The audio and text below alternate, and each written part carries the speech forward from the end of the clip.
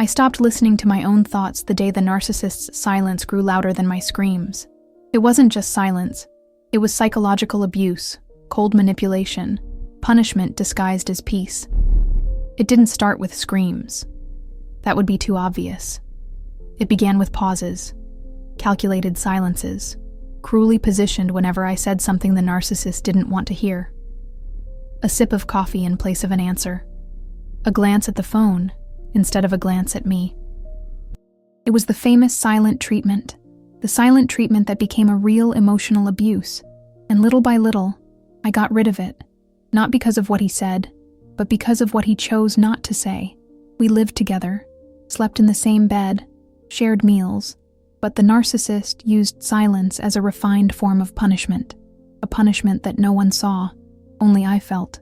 I asked him how he was doing, and received back only the sound of the chair dragging on the floor. If I tried to say that I was feeling distant from him, the narcissist would look away, fiddle with his phone, leave the room, and then the gaslighting began. You're dramatic. That's just in your head. That was his manipulation, convincing me that my pain was a fabrication. Living with a narcissist is living in a toxic relationship, a minefield of doubt. You never know what you might say, what will provoke the next punishment. He didn't need to raise his voice. He would have faced me with contempt. I apologized for things I didn't even know if I had done, just to try to avoid that psychological abuse. I reviewed every sentence I said, trying to understand exactly where I had angered the narcissist. But the truth is that there was no logic. Silence was his logic. Silence was the control. In the eyes of others, he was just silent. To me, he was an executioner with an absent voice.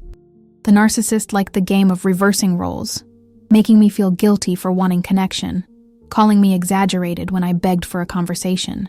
His gaslighting was cruel. It turned me into the villain for simply asking for love. The narcissist doesn't feel sorry for anyone, and that's why I suffered because I thought he loved me more. It wasn't love, but manipulation and psychological pressure. His silence destroyed me more than any aggressive words. He would go days without saying anything, and when he finally did, it was only to point out my emotional defects.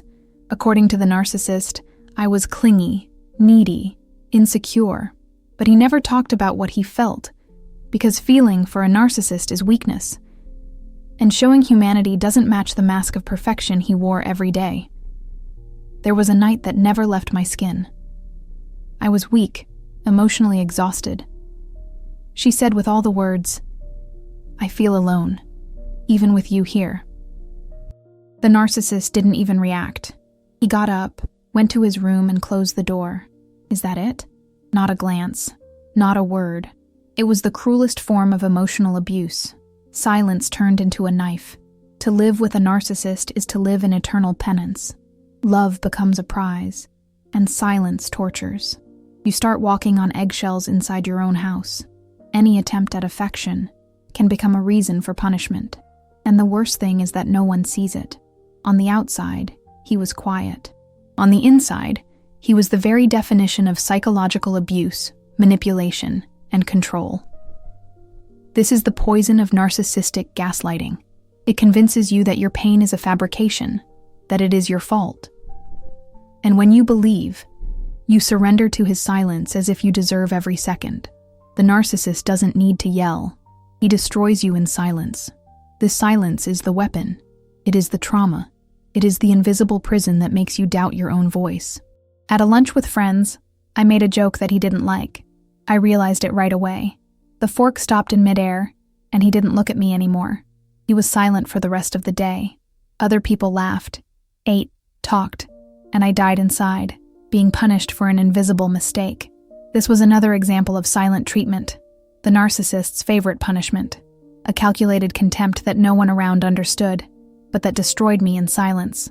He didn't scream. It didn't hit. He just disappeared, with his eyes open. The silence of a narcissist is not calm. It is punishment. It's emotional abuse. It took me a long time to understand that I wasn't the problem. The problem was being with someone who used silence as a weapon and control as a form of love. This type of manipulation is so cruel that it turns into trauma. You begin to believe that you deserve psychological abuse and that you are to blame for living in a toxic relationship. Sometimes I wonder how much of myself has been ripped away in this process of waiting for crumbs of presence, because the narcissist didn't just ignore me, he molded me with that absence. It turned me into someone who tiptoed, who rehearsed entire dialogues in my head before saying anything. I didn't speak anymore. I measured words. And even so, the silence came. It always came. He knew exactly what he was doing. The narcissist's silence was no distraction. It was punishment. It was psychological manipulation. It was the reminder that he had the power to erase me without moving a muscle.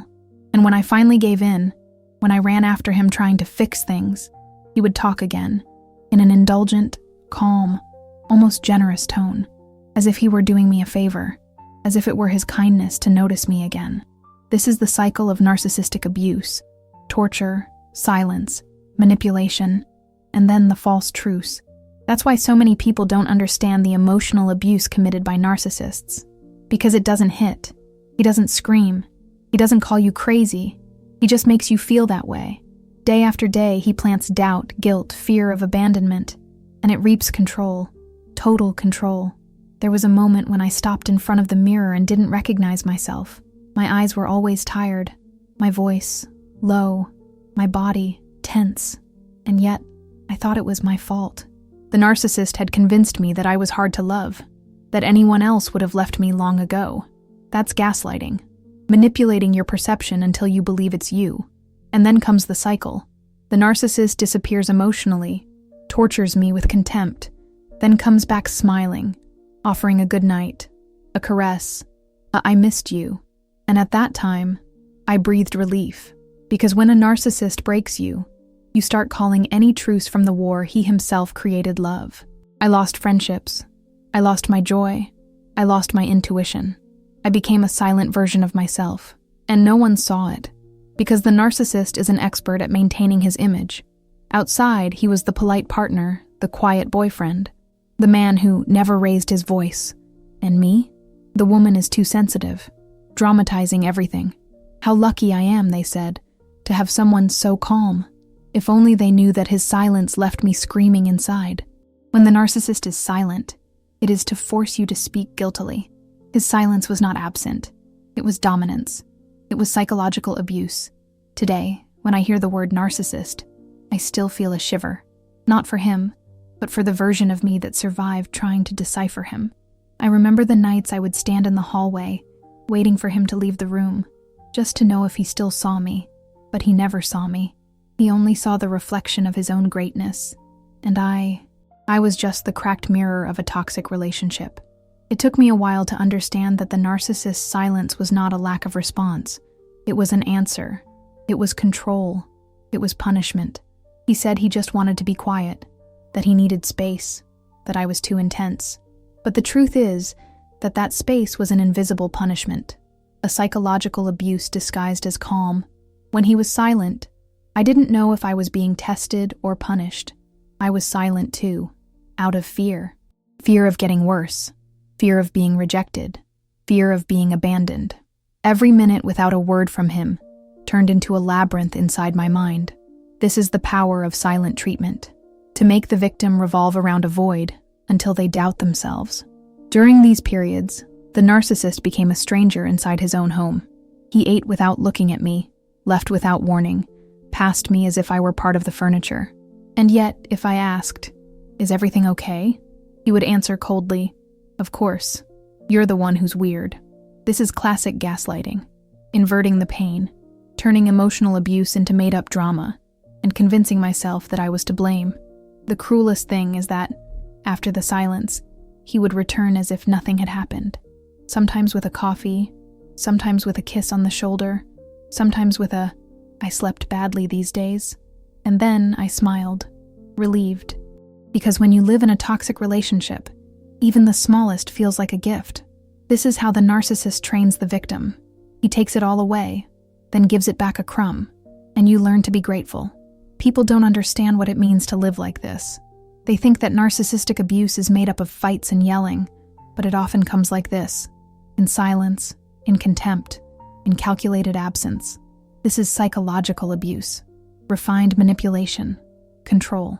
And the worst thing is that the victim begins to believe that he deserves it. I remember one day in particular. I was in the bathroom, sitting on the cold floor, trying not to make noise from crying. He had been in the living room, silent for 2 days. 2 days without looking at me, without answering anything. When I returned to the room, he slept peacefully, as if my suffering had no existence. As if I had no existence. The narcissist does not need to raise his hand. It is enough for him to close his mouth. The silence of a narcissist kills the soul in silence. He controlled my mood with presence and absence. One look from him was enough to freeze me inside. A "good morning," said lightly, made me believe that maybe things were getting back to normal. But there was no normal. There was only the cycle of manipulation and psychological abuse, distance, punishment, and then crumbs of affection. Today I know, the narcissist never wanted a partner. He wanted an audience. Someone who would cheer when he decided to speak and be silent when he decided to disappear. I wasn't loved. I was manipulated. I still dream of that silence. Not as relief, but as a threat. Sometimes I wake up in the middle of the night with my heart racing, as if I were waiting for a sentence that never came, as if my body was still reacting to the trauma. There are still days when I am silent, not by choice, but by reflex. There are still moments when I hear my own voice, and it sounds too small. There are still nights when the echo of that toxic relationship visits me, without saying anything, as it always was.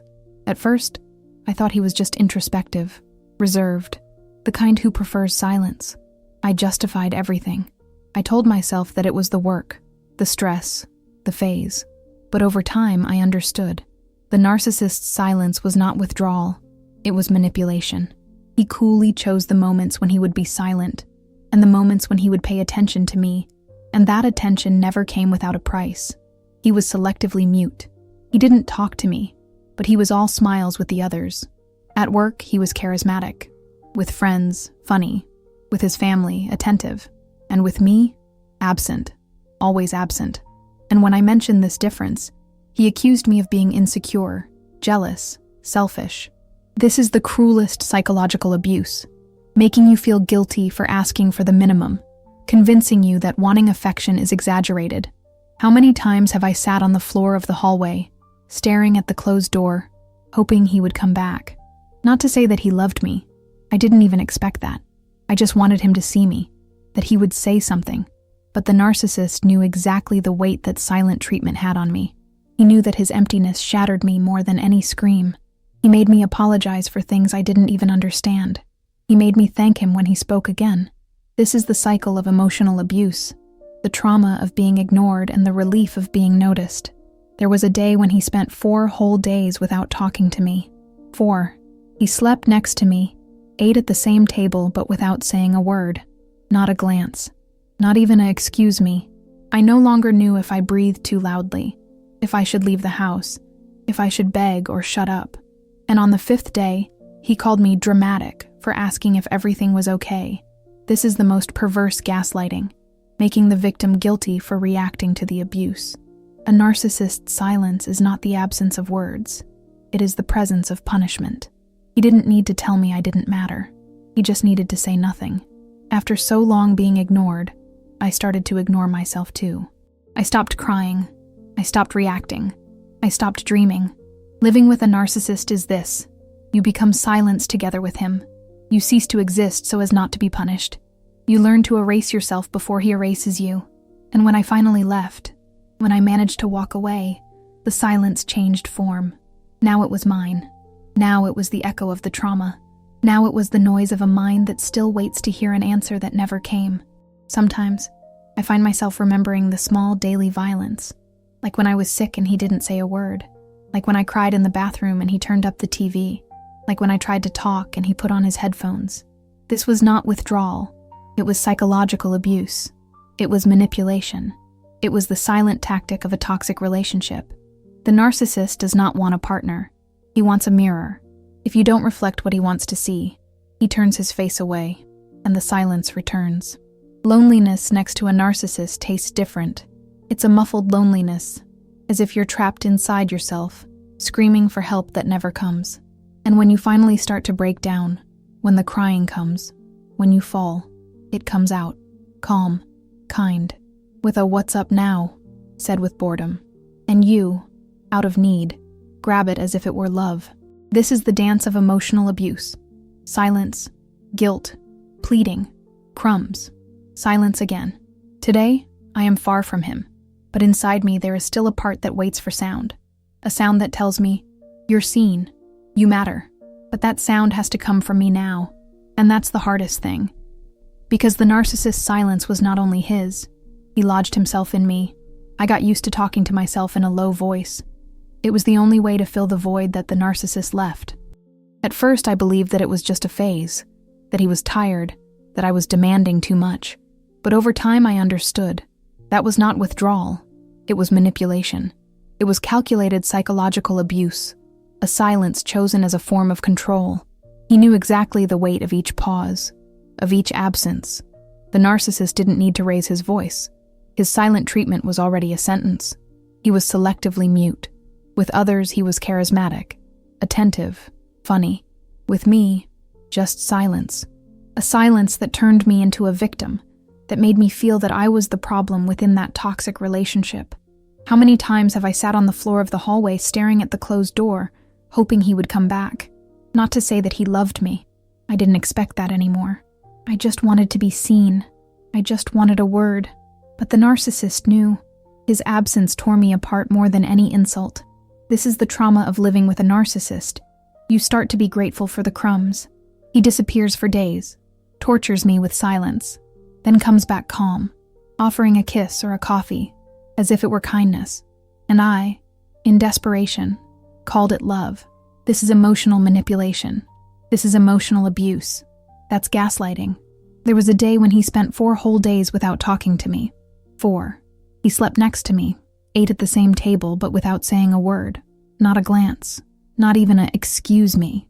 I no longer knew if I breathed too loudly, if I should go out, beg, or shut up. On the 5th day, he called me dramatic. That's the poison of gaslighting, turning my pain into exaggeration. A narcissist's silence is not the absence of words. It is the presence of punishment. He didn't need to tell me I didn't matter. It was enough not to say anything. After so long being ignored, I started to ignore myself too. I stopped dreaming, expressing myself, reacting. Living with a narcissist is this. You become silenced together with him. You learn to erase yourself so as not to be punished. And when I finally left, when I managed to walk away, the silence changed form. Now it was mine. It was the echo of a trauma. It was the reflection of a toxic relationship that taught me to doubt myself. Sometimes I remember when I got sick, high fever, weak body, no strength to get up. He spent all day at home and didn't say a word. He didn't ask if I needed something. He didn't look at me. This was not carelessness. It was psychological abuse. I no longer served as a mirror for his ego. And when the narcissist doesn't see the use in you, he erases you with silence. The narcissist does not want a partner. He wants a mirror. If you don't reflect what he wants to see, he turns his face away, and the silence returns. Loneliness next to a narcissist is a kind of invisible prison. You scream silently, beg for presence, and receive only contempt. When you fall, when you can't stand it anymore, he appears with a "what's up now?" And you, hungry for affection, grab it as if it were love. This is the cycle of manipulation, abuse, silence, crumbs, trauma. There was a night when the house looked like a silent warfield. He was in the living room, light off, cell phone in hand. I approached slowly, sat next to him, and took a deep breath before asking, "Can you please just tell me what's going on?" He got up, didn't look me in the eye, and went to the bedroom. He locked the door without saying a word. This was the cruelest psychological abuse. It was not just silence, it was contempt. It was control. I sat there, feeling that his emptiness was more deafening than any scream. The narcissist destroys without making a sound. That's not what he says. That's what he refuses to say. After that, I started to shut up. Not to try anymore. I learned to accept that each attempt to connect would be turned into another barrier. This is the effect of gaslighting. You begin to believe that asking for love is a mistake, that reacting to silence is exaggerated.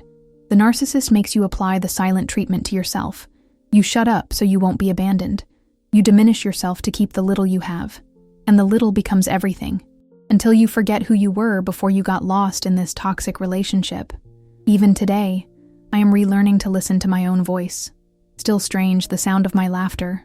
I still find myself apologizing in the middle of simple sentences, as if asking permission to exist. This is the trauma that remains after emotional abuse. The body learns to live on alert, as if each silence were a warning of danger.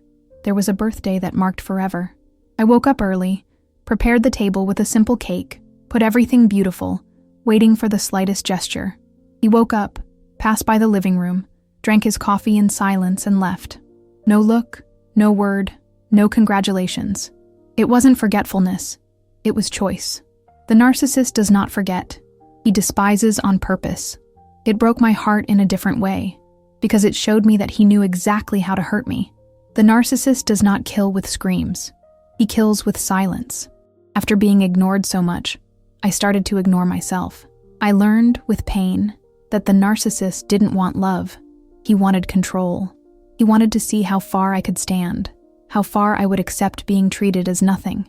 This is the cycle of psychological abuse: testing, punishing, controlling, and I, without realizing it, became a victim of a toxic relationship where even breathing felt wrong. Today, I try to rebuild myself word by word. I try to remind myself that I'm not dramatic, nor weak, nor too needy. I try to believe that wanting presence is not asking too much, that seeking love is not an exaggeration, but I still carry scars. I am still frightened by long silences. I still analyze short messages as if they were hidden insults. This is the legacy of a narcissist, making the victim suspicious even of the silence of peace. Over time, I realized that the real trauma wasn't just his silence. It was the silence I began to impose on myself. I stopped talking about what I felt. I stopped asking. I stopped reacting. The narcissist trained me to believe that every word of mine was a mistake. This is psychological abuse, slow manipulation, almost invisible, but which destroys from within. I remember one morning when I woke up scared, my heart racing, as if I was waiting for a sentence. He slept peacefully next to me, but my body still reacted as if it was being punished. This is the effect of silent treatment. Even in the absence of the aggressor, the victim continues to live the punishment. The narcissist's silence is not the absence of noise. It is the presence of domination. When he didn't speak, it was because he wanted me to scream inside. And I screamed. Every day. In the shower. In the dark of the room. In traffic. But never in front of him. With the narcissist, even despair had to be silent, because any reaction was used against me. This is the poison of gaslighting. You start to believe that you have no right to feel. Even today, far from him, there are still parts of me that have not healed. Because no one warned me that getting out of a toxic relationship with a narcissist isn't the end of the abuse. It's the beginning of grieving for yourself. I had to bury the woman I was, the one I believed in, the one who kept quiet so as not to be left. And even so, it was left. I still get scared when someone takes a long time to respond. I still analyze silences as if they were danger signs. I still find myself apologizing before finishing a simple sentence. This is the trauma that remains. The cruelest thing of all is that, even after so much emotional abuse, a part of me still whispers, what if I had been different? What if I had spoken less? What if I had understood his silence better?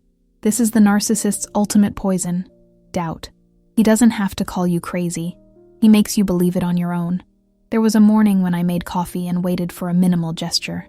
I asked carefully, "Are you okay?" He smiled wryly and said, "Do you always wake up that heavy?" That sentence broke me into pieces. It was the cruelest way of gaslighting, making me believe that even my good morning was a burden. The silence of a narcissist kills the soul, slowly. Psychological abuse is made up of pauses, looks, calculated absence. And I started to believe. I started to think that it really was too much, that I was hard to love, that I ruined everything. This is the result of manipulation. You become your own enemy. You blame yourself for the abuse you suffer. Today, I try to remind myself every day that it wasn't me, which never was, that I was the victim of a cycle of control, silence, and manipulation, that living with a narcissist was never love. It was survival. Over time, I understood that the narcissist didn't just want to silence me, he wanted to train me. Every time I asked for affection, I was accused of suffocating. Every time I kept silent, I was called cold. If I cried, I was weak. If I reacted, I was dramatic. Nothing was ever enough. This is the heart of a toxic relationship. Psychological abuse is in every answer, even when there is no answer at all. There was a day when he spent 4 whole days without saying a word to me. He slept next to me, walked around the house, got food from the fridge, but without looking at me, without recognizing myself.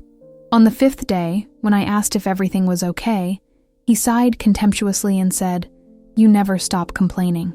That was the most brutal form of gaslighting, blaming myself for trying to exist.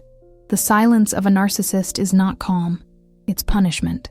He doesn't have to push you, he just lets you fall on your own. And I fell. I fell into doubts. I fell into tears hidden in the bathroom.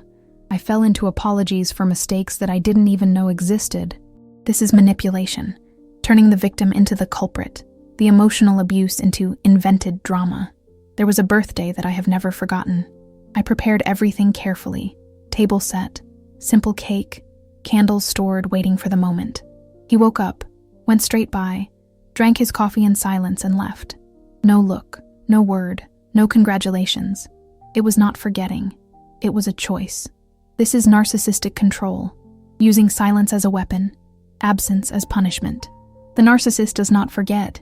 He despises it on purpose. Every absence is planned. Every silence is manipulation.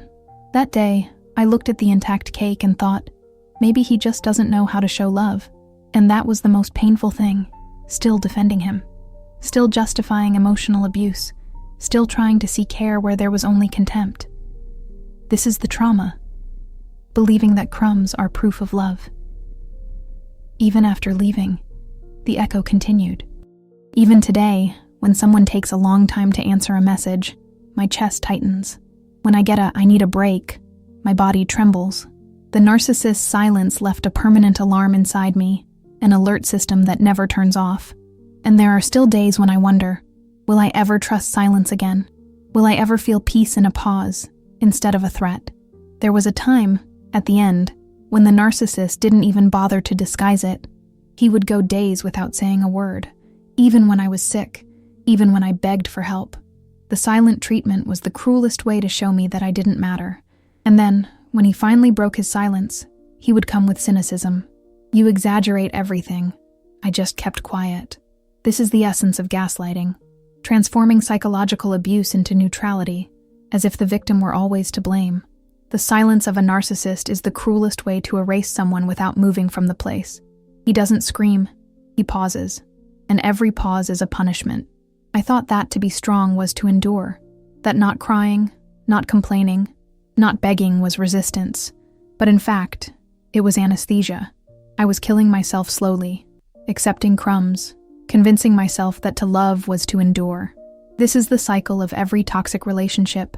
You lose your voice, you lose your joy, you lose yourself. I still remember looking in the mirror and not recognizing myself. My eyes were off, my voice weak, my body tense. I became a shadow, trained not to bother. This is the inheritance of a narcissist, teaching the victim to erase himself before he erases him. Today, even far away, I still feel the reflexes. I am still frightened by long silences. I still look for hidden offenses in short messages. I still prepare myself for absences that don't come. The trauma keeps talking, even after the end. The narcissist does not need to be present to continue controlling. His silence echoes in the victim for a long time. And that's what almost no one understands about emotional abuse. It doesn't end when the relationship ends. The narcissist leaves invisible marks that keep echoing. It is as if the victim forever carries a version of it inside the mind. The pause, the contempt, the absence. But I learned with pain that this echo does not define who I am. Today, every word I write is an attempt to hear myself again. Every time I refuse to accept silence as punishment, it is an act of resistance. Every time I give voice to my pain, it is a step towards healing. The narcissist's silence was meant to teach me that my pain was invisible. But now, I write for her to be seen. There are still days when it hurts. I still wake up in the middle of the night waiting for a word that never comes. I still feel small in the face of pauses that mean nothing. But today I know. It wasn't love. It was manipulation. It was not peace. It was psychological abuse. It was not silence. It was violence. And now, even though my voice still trembles, I speak. Even though the trauma still echoes, I exist. Even if the silence still hurts, I don't erase myself. Because after all, I learned the biggest lesson. The narcissist's silence was not empty. It was control. But my voice is life. And I choose to live.